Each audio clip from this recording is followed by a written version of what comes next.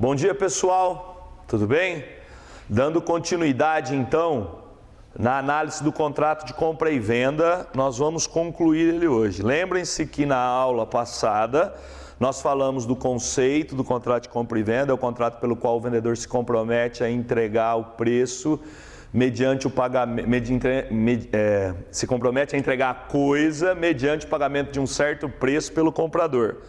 Falamos a respeito do caráter obrigacional, que a compra e venda não transfere a propriedade, só obriga a transferir.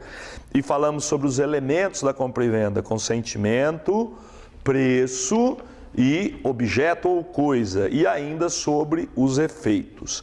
Agora, nós vamos falar sobre as limitações da compra e venda, a venda por amostra e a chamada venda ad corpus e venda ad mensuram. Tá? Então vamos lá. Limitações. O código prevê determinadas situações em que a lei proíbe determinadas pessoas de celebrar compra e venda justamente para prevenir a ocorrência de uma má fé. É como se objetivamente o legislador já reconhecesse que um contrato de compra e venda celebrado naquelas condições que ele especifica ali seria maculado de má fé. Então, para evitar essa situação, de antemão, ele já gera a proibição. As pessoas são capazes e tudo mais, mas não podem celebrar compra e venda naquelas condições. Quais condições são essas? Nós temos lá, o artigo 496 do nosso código diz que é anulável a venda de ascendente para descendente, salvo se os outros descendentes e o cônjuge do alienante expressamente houverem consentido. É a famosa venda de pai para filho que não pode ter. Por quê? Porque se presume que se você vende para um filho, você provavelmente estará prejudicando os demais filhos. Porque a experiência mostra que, na verdade, muitas vezes você não vende, você doa fingindo que está vendendo. E isso por um motivo muito simples, porque aquilo que você vende em vida não pode depois ser partilhado quando você falece, não volta para a herança.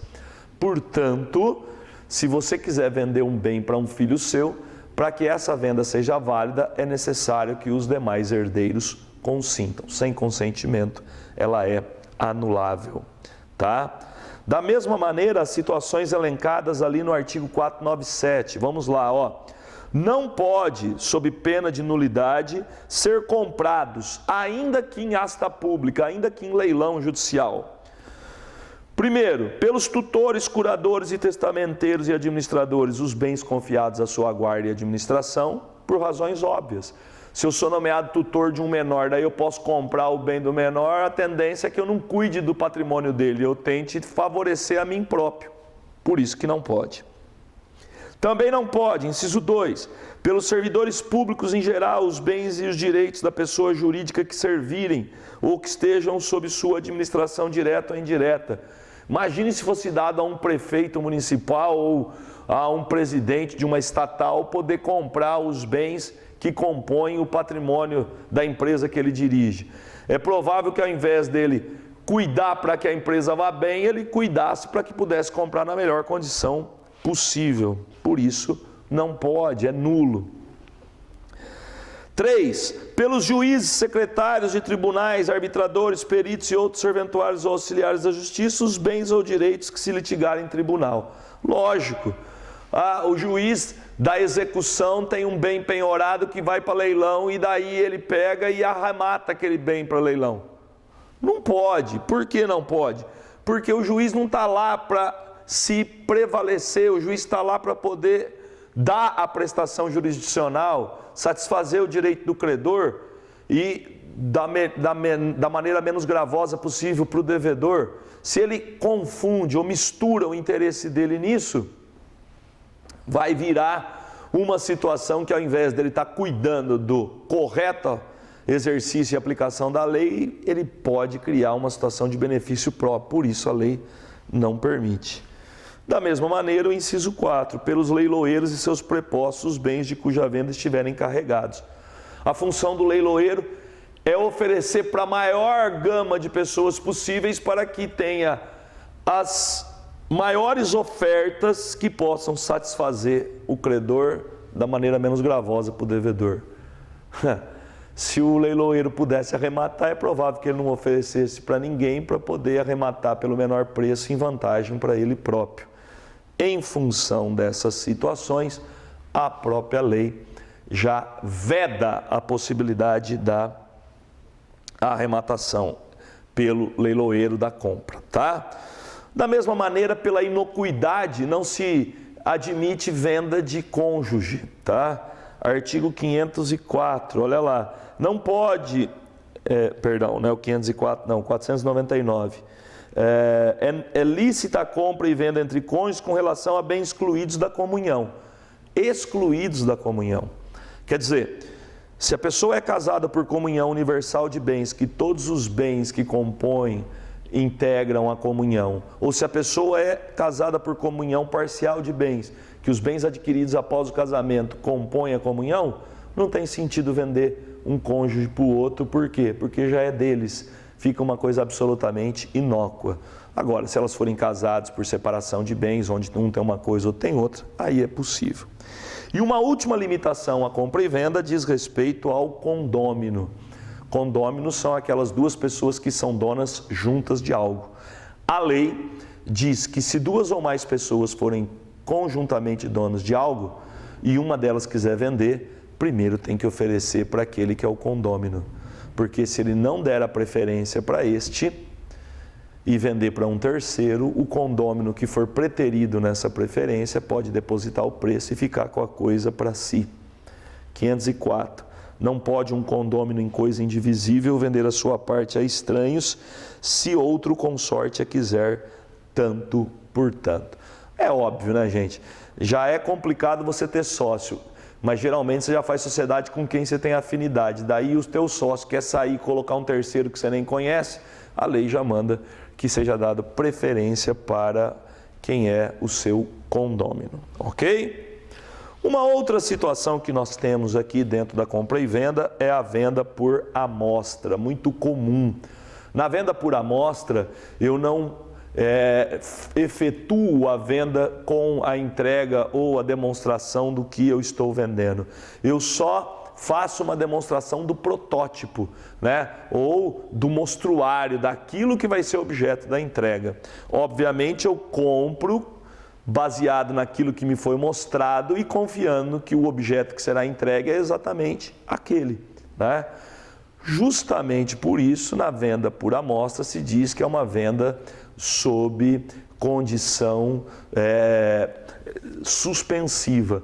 Ela só vai efetivamente se aperfeiçoar se a coisa entregue tiver as mesmas características da amostra que foi apresentada. Artigo 484.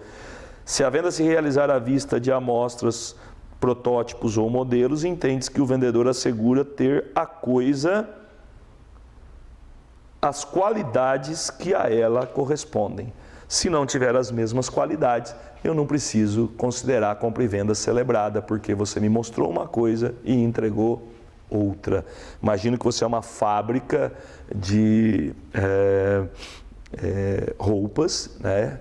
Uma fábrica de um vestuário, uma indústria do vestuário, e o vendedor de tecido chega lá para te vender tecido. Ele não vai trazer o caminhão com todos os tecidos, ele vai trazer um mostruário, eu tenho esse tecido, esse.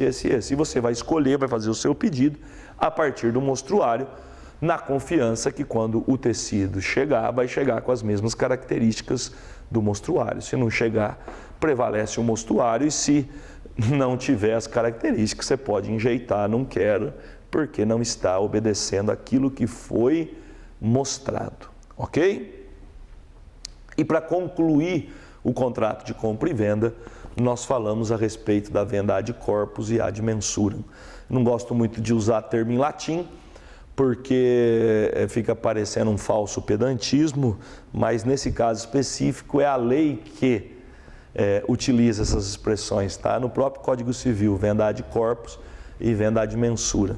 Mas nós poderíamos traduzir por venda de corpo certo e venda por medida de extensão.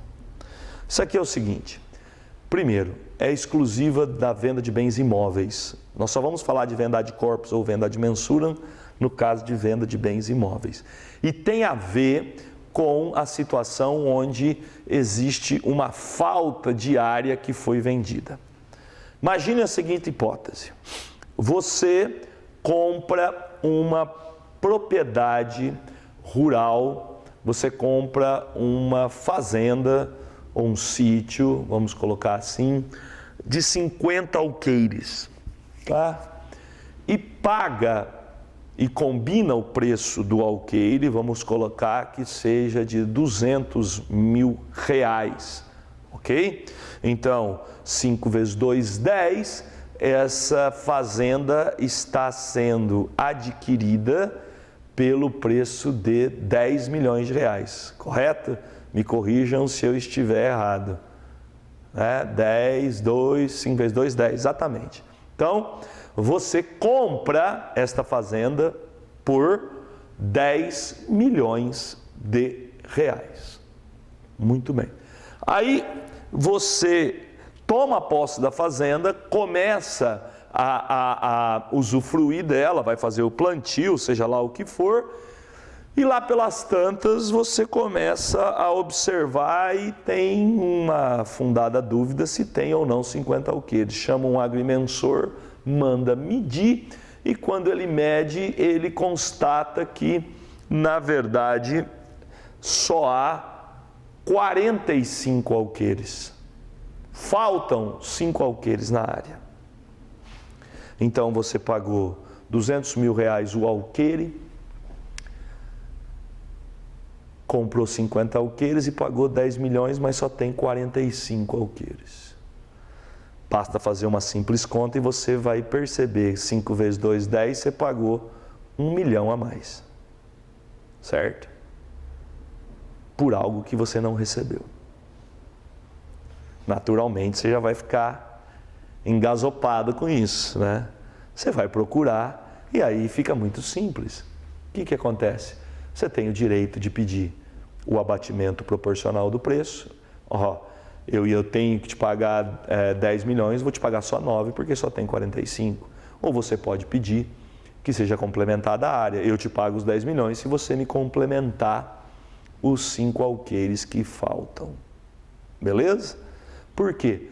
Porque essa venda foi por medida de extensão. E se falta área, obviamente você tem o direito a exigir o complemento da área ou o abatimento proporcional do preço. Por quê? Porque a quantidade de área adquirida não corresponde ao que você combinou. Tá bom. Mas vamos imaginar uma outra hipótese. Eu tenho uma propriedade rural aqui nas cercanias da cidade que são 2 alqueires. Mas essa propriedade rural consta com uma pista de pouso de avião. Ela tem uma represa enorme, com um salão social no entorno, onde é possível fazer festas. Tem uma sede maravilhosa, ela tem um aras, ela tem quadra de tênis, ela tem piscina semiolímpica aquecida, ela tem talvez um parreiral com até uma possibilidade de uma produção de uma pequena quantidade de vinho. Enfim, é uma área que eu estou pondo à venda e estou pedindo 10 milhões de reais por ela. E você se encanta pela área, por tudo que ela contém, da maneira como ela é, e resolve comprar e compra. Muito bem. Mesma coisa, você passa a morar na área, vai residindo, com o tempo você vem e percebe que parece que a área não tem 2 alqueires, e daí você vai lá, vai fazer uma medida e analisa e verifica que a área tem 1,5 alqueire. E aí você vai ficar bravo, fala, pera lá, eu comprei uma área de 2 alqueires, ela só tem 1,5 alqueire, eu paguei 10 milhões, e eu quero abatimento proporcional do preço, papapá. Porém, numa circunstância dessa, você não vai conseguir. Por que não vai conseguir? Porque o preço não foi definido pela quantidade de área. O preço foi definido pela área em si. Se o preço foi definido pela área em si, a maior ou menor quantidade de área não interfere no preço. Obviamente, se estiver faltando, também não interfere para você ter que ter abatimento ou desfazimento do negócio. Essa é a venda por corpo certo, onde o que você adquire é o bem, é o imóvel e não a quantidade de área que o imóvel tem. Note que eu coloquei dois valores iguais nos dois exemplos para identificar bem que em um exemplo, nos 50 alqueires que você comprou, o que definiu esse preço não foi a área, mas a quantidade de área. E no outro você comprou uma área de 2 alqueires e pagou os mesmos 10 milhões, onde o que definiu o preço não foi a quantidade de área, mas a área em si. Então, naquele primeiro, na venda ad mensuram, a falta de área acarreta a necessidade de você ter ou o abatimento ou a devolução ou a complementação da área. Maravilha. Mas nessa, onde o preço foi definido pela coisa e não pela quantidade da área, você não faz jus a esses mesmos ressarcimentos, tá? Isso está previsto lá no artigo 500 do Código Civil. Se na venda de um imóvel se estipular o preço por medida de extensão, ou se determinar a respectiva área e esta não corresponder em qualquer dos casos às dimensões dadas, o comprador terá o direito de exigir o complemento da área e, não sendo isso possível, de reclamar a resolução do contrato ou o abatimento proporcional do preço. E parágrafo 3º. Não haverá complemento da área nem devolução de excesso se o imóvel for vendido como coisa certa e discriminada, tendo sido apenas enunciativa a referência às suas dimensões, ainda que não conste de modo expresso ter sido a venda ad corpus. Só uma última coisa que eu não falei, que é muito importante, vem lá no no artigo 501.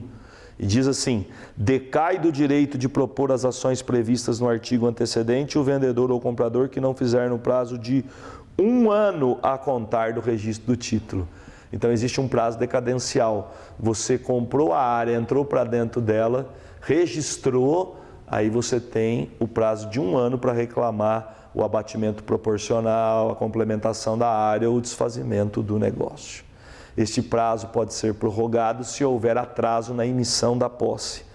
Parágrafo único. Se houver atraso na emissão da posse no imóvel, atribuível ao alienante, a partir dela fluirá o prazo de decadência.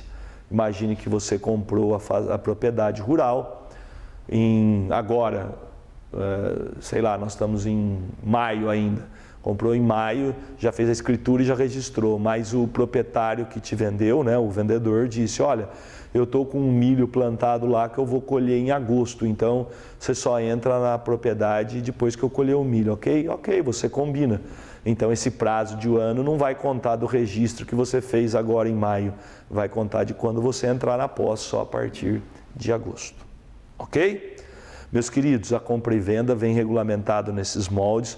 É óbvio que tem muito mais, né, para poder ser complementado, mas é muito importante que vocês analisem e estudem nos livros. Isso aqui é só efetivamente uma iniciação, ok?